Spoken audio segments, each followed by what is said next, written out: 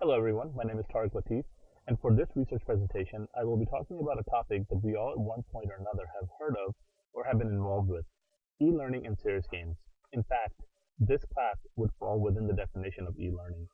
My research proposal initially discussed instructional design, and that will still be covered. However, I wanted to broaden the research to include serious games and e-learning as a whole, and instructional design falls within that. So here's what I will be covering in this presentation. To begin, I feel it is important to discuss how this topic is relevant to me and my career and why I picked it.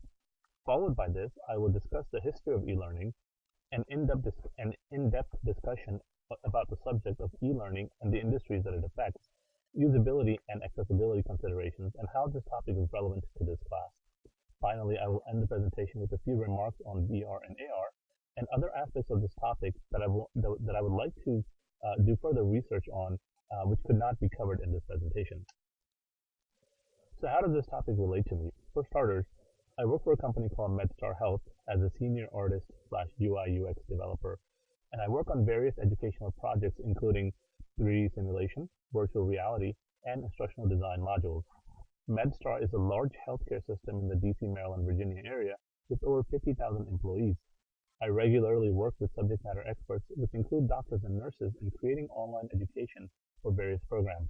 This topic directly relates to me and my day-to-day tasks, and I can confidently say that this research has improved my understanding of the subject. So, e-learning or online education is education which is conducted via electronic media, typically on the internet. Frostberg's online programs, including this one, would be covered under the definition. Online education growth accounted for nearly 3/4 of all U.S. higher education enrollment, meaning more and more students are enrolling into online courses and programs. When executed correctly, e-learning is education which is adaptive, engaging to the student, and it results in a superior learning experience. So let's talk briefly about the history of e-learning. The term originated in 1999 at a CBT systems seminar. However, in 1924, the first self-testing machine was invented, allowing students to test themselves. The 1980s allowed for personal computing, enabling individuals to self-learn in their homes. By the 1990s, we have several schools that started offering online courses. Email also begins to take off, and the term e-learning is widely known. In the 2000s, we saw mass adoption of e-learning content by businesses which used online modules and training videos for employees and staff. Past 2010, and into this decade, we see that e-learning has really taken off, and many universities purely function online. Today, e-learning and online education is a massive industry, and we see more and more adoption of online education. Academically, e-learning and open teaching have risen over the years by a percentage of 42%. This is in the past 5 to 8 years. With the prevalence of the internet and ease of accessibility, these numbers will continue to climb. E-learning and serious games. What is serious games? When we hear about the term serious games, we get mixed results. Many have never heard of it, and those that have don't realize that at some point in their education or personal careers, they have tried some form of online e-learning module and or have partaken in a serious game. Serious games is essentially a mode of technology-driven education, or serious games. These are games that are designed specifically for educational needs, and as I mentioned, they have been around for a while. It is estimated that there are roughly 1.4 billion people around the world who play games, and these are just from a few sources. Serious games affects children even more so as 98% of households with children have children exposed to some form of video games. Serious games aid in the use of development of cognitive flexibility, adaptability, and problem-solving skills. They involve some aspect of formal learning, the serious aspect, which is then paired with some form of gamification and entertainment function, which describes the games portion of serious games. Let's move forward and talk about a few key industries using e-learning and serious games to enhance the user experience and their content. This is not an exhaustive list, rather it covers industries that have openly accepted and implemented e-learning into their curriculum. We'll begin with healthcare. One of the major concerns in the healthcare industry, and I can attest to this, is patient safety and patient outcome. Unfortunately, adverse events cost hospitals millions of dollars annually. One way to curtail and lessen this is through online education and serious games. There has been a major uptake in how technology is used in healthcare to promote prompt and safe patient care. As compared to face-to-face training or in-situ training, online training dramatically changes healthcare education. E-learning offers a beneficial way for healthcare professionals to stay up to date quickly. One of the main reasons healthcare professionals do not get adequate training is because of accessibility issues. After working long hours, it is difficult to attend in-person training. E-learning solves this issue. Serious games in the healthcare industry are growing rapidly. Current educations revolve around using high-fidelity mannequins and standardized patients, which are extremely expensive and remove nurses and doctors from their roles of helping patients. Enter serious games in online education. These fully immersive online environments can cover a broad range of subjects. A few examples of serious games in this industry include games created for patients such as Beat Blood Pressure Managers, eMed Office, which is a management training simulator, and other various task/device trainers that teach nurses and doctors how to use a medical device safely. Another good example of a serious game in this industry is the Multi-Surgery Doctor Hospital Trainer. It is a mobile video game to help through surgeries victims of a sandstorm that have caused an emergency situation in a city. E-learning and serious games in healthcare are going to continue to be an essential form of higher education to help nurses and doctors meet the regulatory requirements remotely and through other creative mediums. The military has always been on the front line of new technology and innovation. To be ahead of the enemy, the military is often the first to adapt new and unique technologies. E-learning and serious games are no different. E-learning and serious games are no different to this. It is interesting to note that simulation in the military goes back to the Napoleonic era. Furthermore, e-learning within the military allows soldiers to replicate large scenarios such as individualized agent-based training. Online education in the military has also helped prepare the soldiers for real-life situations. Additionally, this training can be taken remotely. Online education and training can allow military educators to get personalized data on a soldier before deploying them. Serious games in the military have been around for a long time. From flight simulators to tank operation trainers, the military has been using novel technologies for decades. Serious games in the military help simulate large environments and terrains, especially dangerous ones. They can also help commanders and leaders test out theories and tactics instead of testing them on the battlefield. Lastly, online education, which is blended with serious games, can help PTSD patients cope with mental conditions through the use of virtual reality in serious games. Online education and e-learning accounted for nearly 3/4 of all U.S. higher education in the last decade, as I mentioned. And one example is Pennsylvania's school system, which saw an increase of 53,000 students in their online learning courses in the recent years. Online education geared towards students tend to revolve around learning management systems such as Blackboard, Moodle, and Frostworks' new Canvas platform, and these are a few good examples of many. Online learning management platforms allow students to communicate with others. They enable the sharing of files and documents, and certain LMS systems even incorporate social media elements, allowing for nearly real-time communication. Additionally, online education on an LMS can consist of virtual live classrooms where teachers and students both interact with educational content together. Lastly, the concept of open teaching can be described as promoting and fostering openness, such as adaptation, sharing, and collaboration. The concept of open teaching is to empower teachers to use technology to lay out a framework for students and then allows those students to take ownership of their education. It also promotes the concept that anybody in the world with an internet can freely and unrestrictedly access those education. I also wanted to talk about K-12 education and serious games specifically.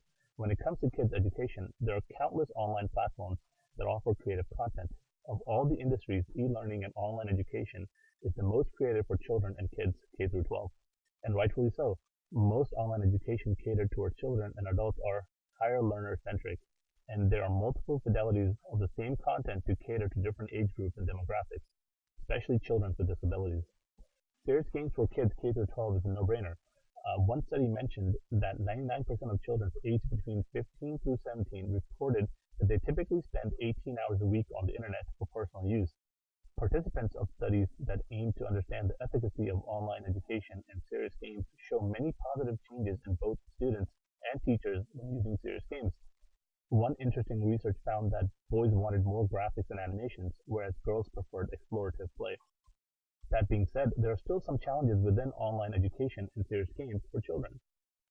Though children of today can be considered digital natives, another study shows that through serious games, uh, another study shows that though serious games increase motivation, they don't necessarily improve knowledge acquisition.